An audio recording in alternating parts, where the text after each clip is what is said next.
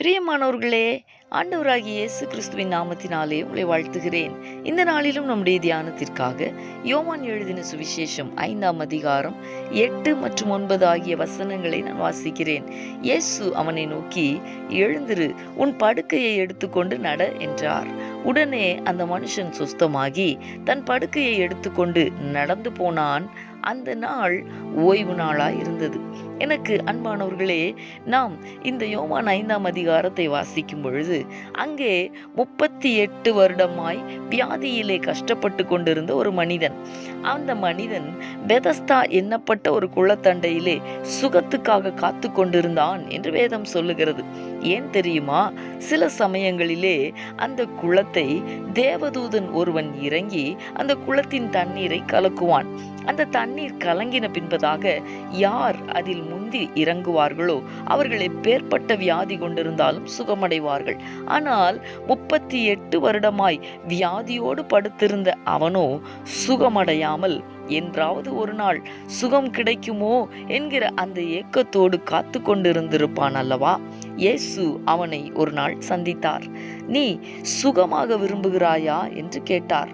அவனோ, குளம் கலக்கப்படும் போது என்னை கொண்டு போய்விட யாரும் இல்லை, நான் போகிறதற்குள்ளாக வேறொருவன் எனக்கு முன்பதாக இறங்கி விடுகிறான் என்றெல்லாம் சொன்னான். இயேசு அவனை சந்தித்து அன்றைக்கு அவன் எதிர்பார்த்திராத ஒரு விதத்திலே அவன் அற்புதத்தை பெற்றுக்கொள்ள செய்தார்.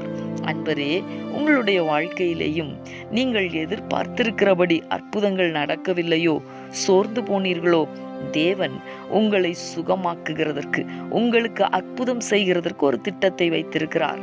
அதில் நிச்சயமாய் அற்புதத்தை பெற்றுக்கொள்வீர்கள். விசுவாசித்து ஜெபிக்கலாமா? எங்களை நேசிக்கிற எங்கள் அன்பின் பரலோக தகப்பனே, ஆசீர்வாதமான இந்த நாளுக்காக உமக்கு நாங்கள் நன்றி செலுத்துகிறோம். இந்த நாளிலும் 38 வருடமாய் அந்த பெதஸ்தா குளத்தண்டையிலே காத்திருந்த மனிதனுக்கு நீர் அற்புதம் செய்ததை நாங்கள் தியானித்தோமே. தகப்பனே, பல ஆண்டுகளாய் உம்முடைய அற்புதத்திற்காய் ஏங்கி நிற்கிற காத்து கொண்டிருக்கிற உம்முடைய பிள்ளைகளுக்காய் நான் ஜெபிக்கிறேன். தேவனாகிய கர்த்தர் தம்முடைய நாமத்தை மகிமைப்படுத்தும்படிக்கு உம்முடைய பிள்ளைகளுக்கு அற்புதம் செய்ய ஜெபிக்கிறேன். ஆண்டவரே, எல்லா விதமான காத்திருப்புகளுக்கும் ஒரு முடிவு உண்டாக்கும்படியாய் கர்த்தர் தம்முடைய வல்லமையுள்ள கரத்தை நீட்டி உம்முடைய பிள்ளைகளுக்கு அற்புதம் செய்வீராக. நீர் செய்கிற அற்புதத்திற்காய் உமக்கு நாங்கள் நன்றி செலுத்துகிறோம். ஆண்டவரே, உம்முடைய பிள்ளைகள் மகிழ்ந்திருக்கும்படி கர்த்தர் தம்முடைய பிள்ளைகளுடைய வாழ்க்கையில சீக்கிரத்தில் அற்புதம் செய்வீராக. நீர் அப்படி செய்ய போகிறதற்காக உமக்கு ஸ்தோத்திரம். இயேசு கிறிஸ்துவின் நாமத்தில் வேண்டிக் கொள்ளுகிறேன் நல்ல பிதாவே.